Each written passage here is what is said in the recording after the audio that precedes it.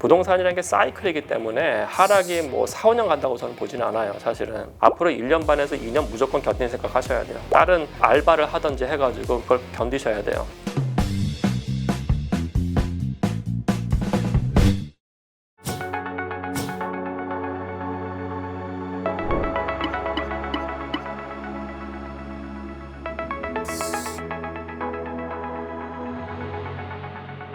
안녕하세요, 김경희 교수님. 오랜만에 다시 인사드립니다. 현재 세계 경제가 흔들리면서 국내 시장도 타격을 받고 있는 것 같습니다. 세계적으로 많이 어수선한 것 같은데 어떤 현상들이 우리 시장에 타격을 주고 있는 걸까요? 부동산만 봤을 때 우리나라뿐만 아니고 미국도 심각하게 꺾이고 있어요. 예를 들어가지고 이건 미국 데이터를 보니까 2009년 이후로 월별 최대 하락이에요. 미국 전체의 중위 가격을 봤을 때 7월 달에 1.05%, 8월 달에 0.98% 꺾여서 지금 꺾이는 거는 잡혔고요. 그 다음에 거래량도 지금 심각하게 떨어지고 있는 추세여가지고 미국이 거래량을 할 때 이제 뉴홈 세일즈라고 해가지고 신규 주택하고 이그지스팅 홈 세일즈 해가지고 기존 주택 세일즈를 거래량을 또 이렇게 발표를 해요. 근데 이제 기존 주택 거래량 봤을 때 지금 벌써 8개월 연속 하락이에요. 그러니까 거래량 주는 거하고 가격 꺾이는 게 지금 나타났고, 그에 더해서 총 거래량 같은 경우에 이제 페니메이라고 미국에서 우리나라 한국택금융공사처럼 모기지를 이제 발행하는 데가 있어요. 프레디메가 페니메이 있는데 거기 보면은 올해하고 작년이 570만 채가 거래가 됐는데 내년은 490만 채 될 것 같다고 예상을 해요. 그러니까 거래량이 한 15%에서 20% 사이 줄 것 같고, 그럼 이게 또 가격에 어떻게 영향을 미치냐면은 지금 미국에서도 이제 주택 가격 예측하는 데들이 있어요. 모건 스탠리는 내년 말까지 한 7% 하락 예상하고, CBS 뉴스 보니까 또 다른 기관에서는 또 20% 하락 얘기해요. 그러니까 미국은 정말로 이자율 떨어지면 완전히 거래량 떨어지고 가격 떨어지고 잡히는 데기 때문에 미국 굉장히 위험하고, 뭐 중국은 사실 뭐 말할 것도 없어요. 사실 중국은 가장 큰 디벨로퍼였던 헝다가 파산 신청했고 락다운 되면서 도시 경제가 잘 안 돌아가니까 중국 같은 경우에는 70개 도시 만든 인덱스가 있거든요. 그 인덱스가 지금 12개월째 하락이에요. 그래서 지금 중국이 부동산업 잡으려는 걸 시진핑 정권에서 했는데 지금 부양책을 계속 내놓고 있음에도 불구하고 가격이 꺾였어요. 그래서 미국하고 중국이 다 꺾였다는 게 나타나고, 유럽도 이제 그 리포트 보면은 가격 하락 얘기가 굉장히 많이 나오고 있어요. 그래서 이게 글로벌 측면에서 인플레이션으로 인해서 기준금리 올리고 가격 떨어지는 거는 지금 전 세계적인 현상이라고 보셔야 될 것 같아요. 거래량도 줄고 가격이 하락해서 힘드신 분들이 좀 많은 것 같더라고요. 네. 이러한 세계 시장의 혼란이 계속되면 우리나라 부동산 시장도 계속 타격을 받을 것 같은데요. 현재 그러면 국내 부동산 시장은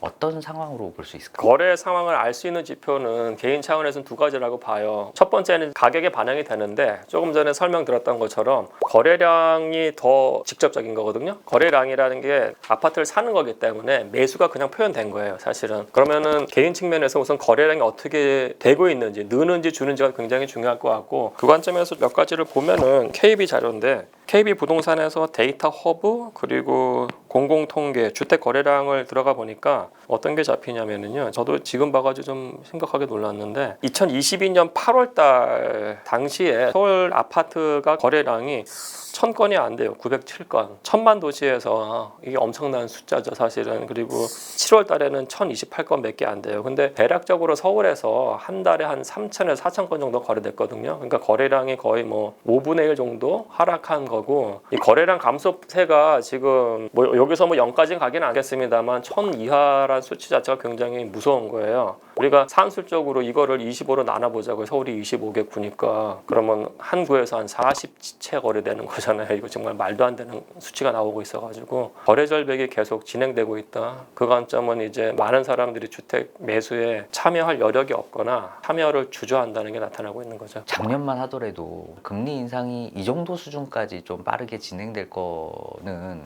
많은 분들이 예측을 많이 못 하셨을 것 같아요. 영끌에서 이제 주택을 마련한 그런 분들이 지금 굉장히 공포에 떨고 있을 것 같은데요. 이분들을 위한 어떤 해결 방안은 좀 없을까요?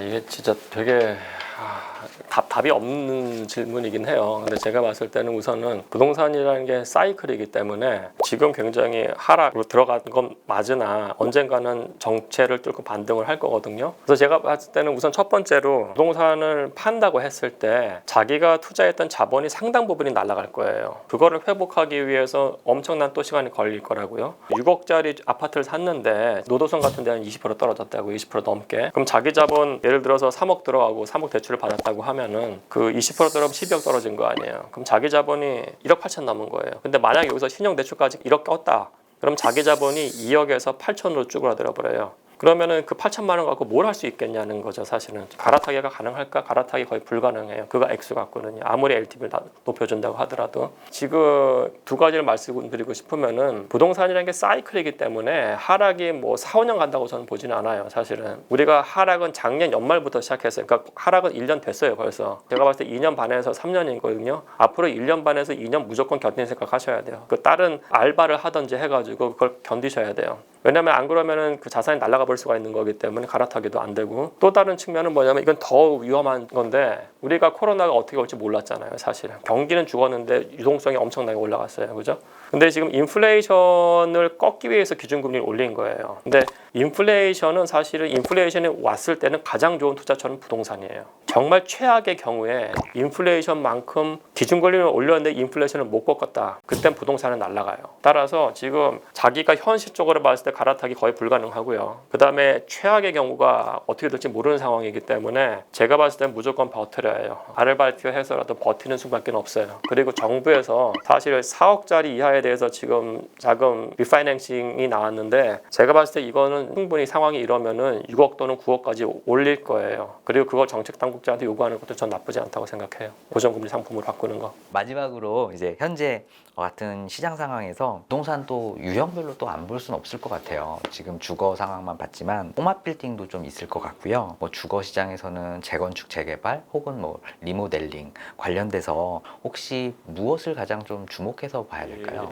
사실 가장 중요한 거는 부동산에서 투자 수익률이에요. 부동산도 투자의 대상이기 때문에 투자한 만큼 수익을 받아야 되는 거고, 근데 부동산에서의 투자 수익률이라는 거는 사실은 기준금리나 국고채 10년물보다 높아야 돼요. 대한민국 정부가 보증을 하는 10년치 국고채 수익률이 4.2%예요. 오늘 네이버 보니까. 그럼 부동산 투자 수익률도 내가 100억을 넣었으면은 4억 2천보다 더 많이 받아야 되는 거예요. 왜냐면 정부가 4억 2천 주는데 부동산은 4억 2천 더 나와야 되거든요. 근데 지금 투자 수익률이 그렇게 안 나오고 있어요. 더 낮아요. 그럼 더 높아진다고 했을 때는 어떤 일이 발생하냐면 부동산 가격이 떨어지는 거예요. 따라서 특히 꼬마 빌딩 같이 임대료가 즉각 나오는 상품은 바로 투자 수익률과 연결이 돼요. 그래서 지금처럼 10년째 국고채 수익률이 높아지는 상황, 기준금리가 상승하면서 10년째 국고채가 높아지면은 부동산 투자 수익률도 높아질 수밖에 없는데, 이게 저번에도 말씀드렸듯이 부동산 투자 수익률이 높아진다는 거는 분모인 가격이 떨어진다는 것이어서, 특히 강남권 같이 투자 수익률이 굉장히 낮았던 시장들은 좀 위험할 것 같고요. 저는 강남하고 강북이 약간 좀 차별적으로 갈 가능성도 있다고 봐요. 왜냐하면은